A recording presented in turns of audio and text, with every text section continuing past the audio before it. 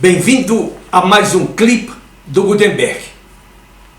Hoje eu quero tratar com você sobre um assunto que talvez seja de seu interesse, principalmente se você estiver à procura de um emprego. Eu não preciso falar com você sobre o número gigantesco de profissionais que estão à procura de uma nova oportunidade de trabalho no mercado. Eles se aproximam de 14 milhões. Isso é um contingente humano gigantesco. Muitos estão desempregados há 2 anos, há 3 anos, há 1 ano, há 6 meses e outros perderam os seus empregos há pouco tempo. De qualquer maneira, a demissão é uma realidade que produz e afeta os indivíduos no que diz respeito ao seu nível de estresse. Ele pode abalar o seu coração, ele pode abalar todo o seu sistema nervoso, ele pode abalar inclusive todas as suas conexões neurônicas, etc. Recentemente eu li um livro que tratava sobre saúde e longevidade. E eu fiquei assustado com o impacto que o estresse tem sobre as pessoas. Por outro lado também, nós sabemos que o estresse povoa as nossas organizações, os nossos lares, as nossas vidas pessoais. E precisamos ter muito cuidado para saber como administrar o estresse de tal forma a que não venhamos a padecer ou a sofrer consequências negativas. Se você está no mercado de trabalho, eu quero chamar a sua atenção para uma particularidade da entrevista. Você se prepara, você estuda as perguntas, as suas respostas, e quando você vai para a entrevista, na verdade você quer dar um show. Você se comporta desta maneira, você está fazendo a coisa correta, corretíssima.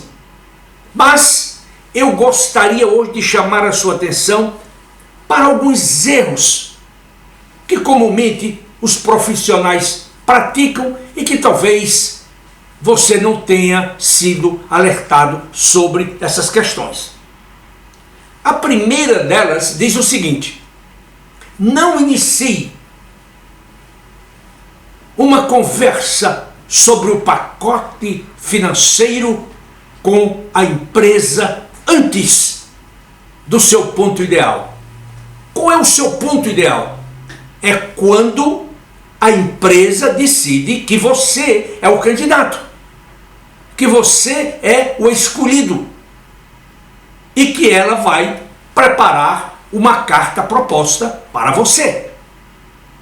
Mesmo que a empresa diga que vai preparar uma proposta para você, não pergunte sobre o salário, sobre o pacote de remuneração, os benefícios, etc, etc, etc. Deixe toda essa questão a critério da empresa ou de seus entrevistadores. Agora, uma vez que você recebe uma proposta, aí sim, você pode começar a discutir, a negociar para cima, para baixo ou qualquer que seja a sua realidade. Então esse é um ponto muito importante. Vou repetir, nunca inicie uma discussão sobre salário até que a empresa tenha sinalizado. Em segundo lugar, não pressione o entrevistador para que ele tome uma decisão rápida, abrupta sobre a sua contratação. Eu sei que existem muitos profissionais que mentem nesse momento.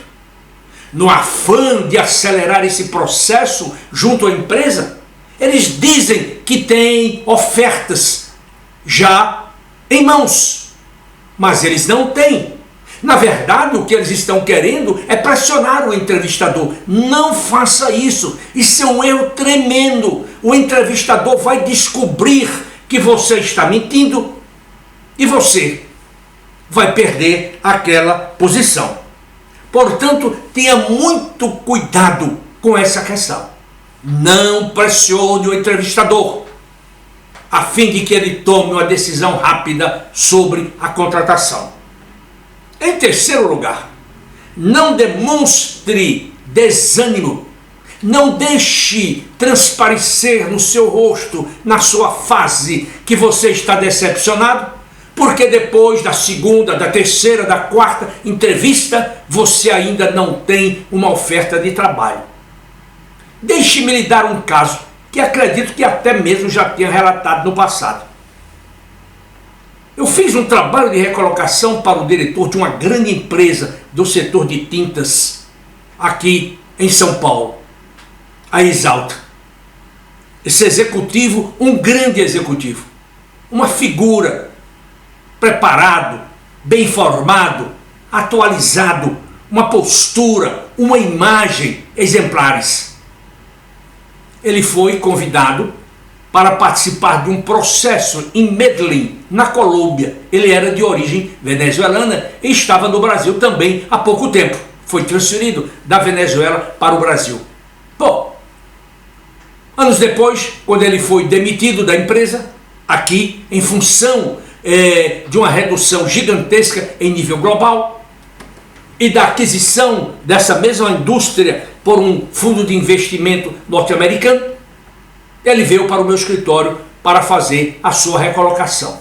Foi então convidado por um headhunter na Colômbia para participar do processo. Para você ter uma ideia, ele fez 23 entrevistas desta empresa. É a maior indústria têxtil da Colômbia. Ele fez 23 entrevistas antes de que a discussão sobre salário fosse iniciada.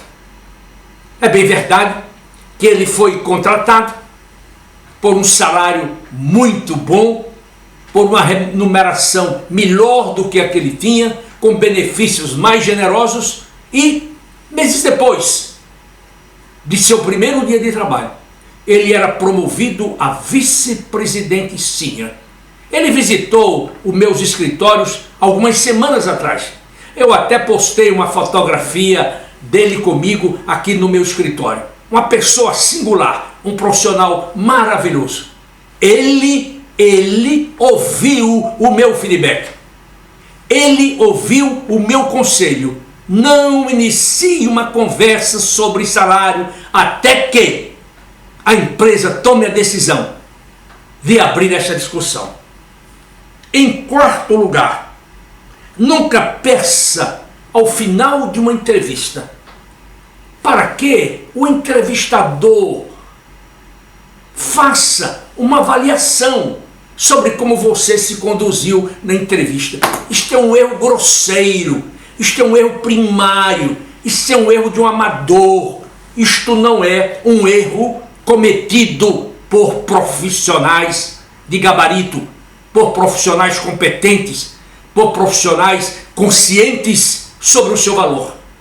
No momento em que você pede ao entrevistador para fazer uma avaliação sobre a sua entrevista, sobre o seu comportamento na entrevista, sobre como você se conduziu, você está simplesmente dizendo para o entrevistador que você é uma pessoa insegura e não sabe quais são os seus pontos fortes, quais são as suas fortalezas, etc, etc, etc. Portanto, nunca, repito, peça para que o entrevistador avalie o seu comportamento durante uma entrevista. Ao sair da entrevista, aí sim, você pode fazer uma avaliação sua, até mesmo se quiser, olhando para o próprio espelho. Eu acredito que essas 4 questões, elas são de extrema valia para você, se você estiver procurando um novo emprego. Estes são conselhos que eu dou, que eu transmito para todos aqueles profissionais que que são assistidos pela Gutenberg Consultores. E o que eu tenho visto é que todos eles se recolocam com grande sucesso. Portanto, escute o que eu falei, reflita sobre e na próxima entrevista dê os seus passos de maneira correta. Eu agora quero convidá-lo para que você visite o site da Gutenberg Consultores, www.gutenberg.com.br.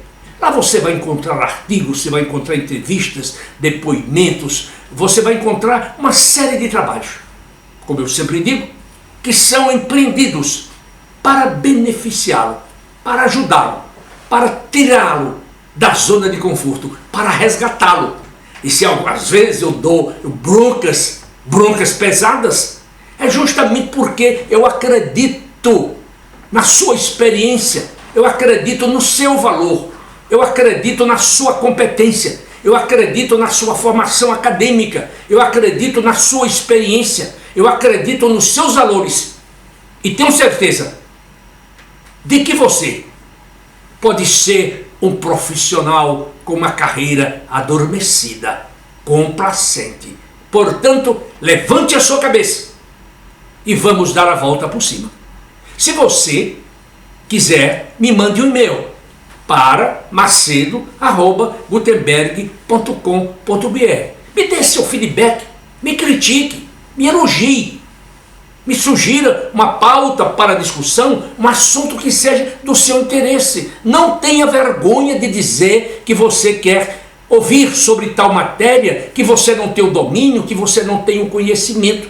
Você nunca vai aprender se você não for humilde, se você não estiver aberto para o feedback e se você não fizer perguntas. Você só cresce fazendo perguntas. Eu agora quero agradecer a você pelo seu tempo, pela sua paciência.